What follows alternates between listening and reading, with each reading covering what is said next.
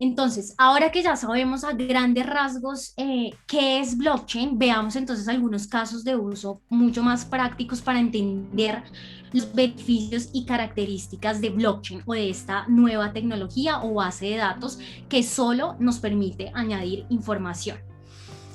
Una de las características es la procedencia, ¿no? En el caso en el que, por ejemplo, nosotros quisiéramos entender y hacerle trazabilidad a las transacciones financieras, ¿sí?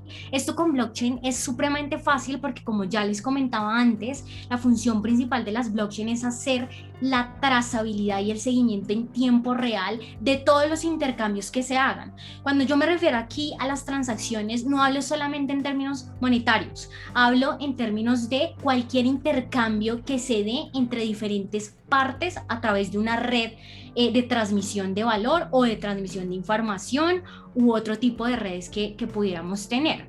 Veamos el caso práctico entonces de las transacciones financieras. ¿Qué pasa hoy en el mundo transaccional financiero?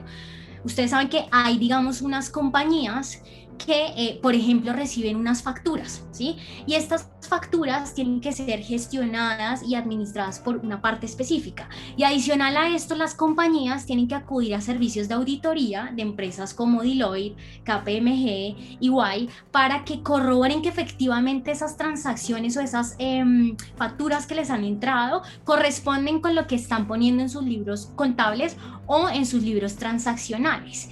¿Qué pasa y dónde entra aquí blockchain? Blockchain empieza a remover una serie de intermediarios, por ejemplo, este tipo de auditores o reguladores, porque blockchain lo hace en tiempo real.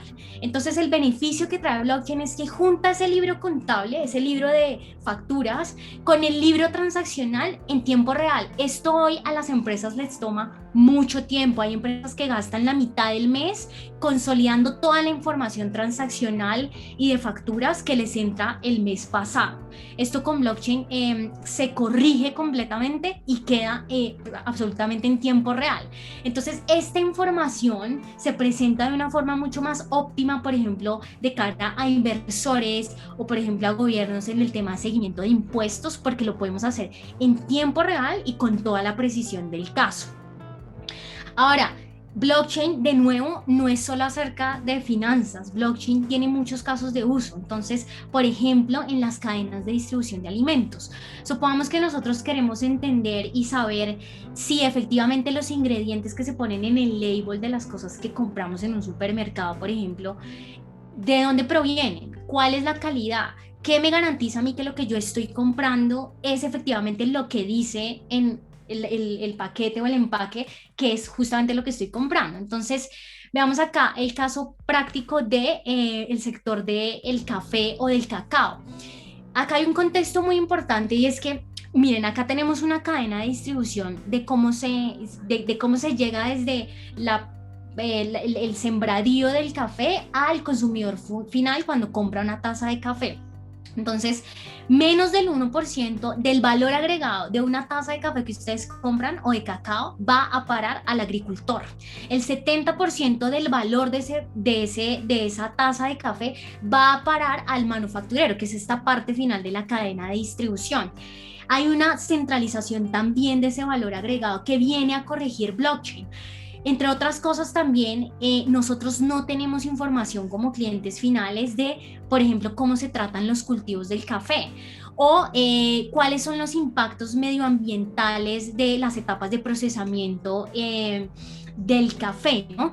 También además, tanto procesadores como distribuidores como tostadores tienen sistemas de datos fragmentados en la gestión de sus datos. Entonces, blockchain también facilita el traspaso de esa información, el compartir esa información también en tiempo real, con mucha precisión entre toda la cadena de distribución para todas las partes, no solamente cara al consumidor final. Por ejemplo, los distribuidores, los servicios de logística tienen que hacer actualizaciones manuales de datos que no están en tiempo real para también reportar sus actividades. Hay en general un desconocimiento de toda la cadena de distribución y al final el consumidor tiene un conocimiento mínimo de la cadena de suministro. Y de nuevo, en los sistemas centralizados que predominan hoy en día, tenemos que apelar siempre a la confianza, siempre tenemos que estar confiando en intermediarios, cosa que con blockchain se remueve porque vamos a poder verificar todas las partes interesadas en tiempo real qué sucede, por ejemplo, en estas cadenas de distribución, llevándonos, entre otras cosas, a que estemos mucho más conectados con la realidad, por ejemplo, de los caficultores y de su región, o de las personas que siembran cacao.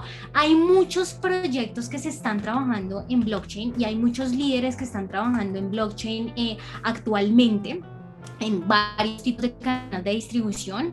IBM es una de las corporaciones que está desarrollando estos proyectos de la mano de países, por ejemplo, como Honduras y Ecuador en esta parte del mundo. Y en África, por ejemplo, se está trabajando con Etiopía. Etiopía, para los que no sepan, es el mayor productor de café arábico de el África y uno de los mayores distribuidores de este tipo de insumos en Europa. Pero sin embargo, ellos, la actividad económica principal, a pesar de que es la producción del café, la mayor parte de los ingresos no llegan a través de esta actividad, sino que llegan a través de la caridad. De hecho, Etiopía recibe en promedio al año ayudas de más o menos unos 3.000 millones de euros, mientras que su producción de café es de alrededor de unos 750 millones de euros. Ahí hay algo que hay que resolver, ¿no? Hay una desconexión también con el tema de la realidad que viene a corregir también la blockchain, porque con blockchain podemos tener toda la trazabilidad. De nuevo, podemos saber cómo, por ejemplo, los granjeros cosechan el café, cuál es el tipo de variedad que hay, bajo qué clima, qué fertilizantes usaron en esta fase de la cadena de distribución. En términos de quienes procesan o de los manufactureros, vamos a poder saber los impactos ambientales que hay detrás de estas actividades, cómo hacen los lavados, cómo pulpan los granos de café y en fin, una serie de detalles que hoy desconocemos a lo largo de la cadena de distribución. Y al final, el consumidor final, cuando ustedes vayan a comprar una taza de café, van a poder hacerlo muy fácil, tener la trazabilidad, por ejemplo, leyendo un código QR y teniendo de primera mano todo este conocimiento que le permite no solamente a los consumidores conectarse más con la realidad, sino también le proporciona información mucho más valiosa y eficiente a todas las partes de la cadena para que tomen mejores decisiones que nos beneficien a todos. ¿Cuál es el objetivo principal con estas blockchain? Entre otras cosas, poder distribuir mucho mejor ese valor agregado que se da en ese bien de consumo final de cara, digamos, al usuario. Sí, que ya no sea solamente menos del 1% que se le da o se le asigna a este agricultor, sino que con estas eficiencias también en intermediarios de revisores de calidad o otro tipo de revisores que hay en este tipo de cadenas, se empiezan a reducir estos costos transaccionales, se amplía el margen, digamos, de ganancia y se puede distribuir mucho mejor a lo largo de la cadena de distribución. Aquí hay algo muy importante y es que una de las premisas más fuertes de las blockchains o de esta arquitectura de datos es no confiar, es verificar. Todo lo vamos a poder verificar a través de código y facilitada por este tipo de tecnologías que están gobernadas simplemente por matemáticas y por algoritmos de consenso que más adelante los vamos a entender.